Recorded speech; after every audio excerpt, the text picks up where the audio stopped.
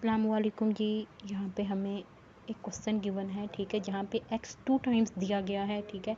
तो सबसे पहले हम क्या करेंगे, 3125 की फैक्टराइजेशन करेंगे। जो फैक्टराइजेशन करने के बाद बनता है 5 की पावर 5 इज़ इक्वल टू 3125, यानी आप 5 को 5 टाइम्स राइट करके मल्टीप्लाई करेंगे तो हमारे पास क्या आ जाएगा, 3125 आ जाएगा, ठीक है।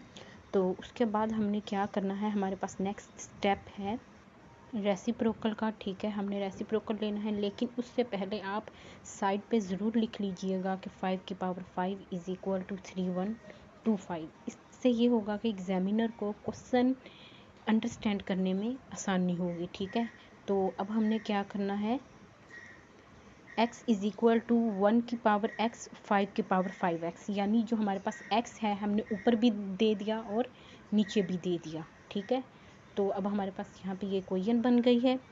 अब हमने क्या लिखना है, now take reciprocal of x। अब x का रेसिप्रोकल क्या होता है, 1/x, ठीक है।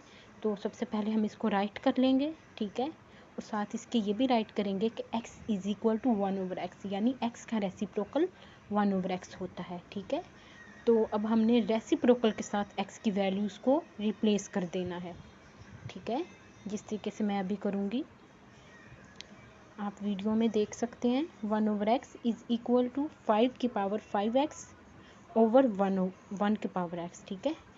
ऊपर था x इज़ इक्वल टू 1 की पावर x ओवर 5 की पावर 5x। जब हमने रेसिप्रोकल लिया तो सारी वैल्यूज़ पलट गई, ठीक है। x की जगह 1/x आ गया और 5 की पावर x ओवर 1 की पावर x आ गया।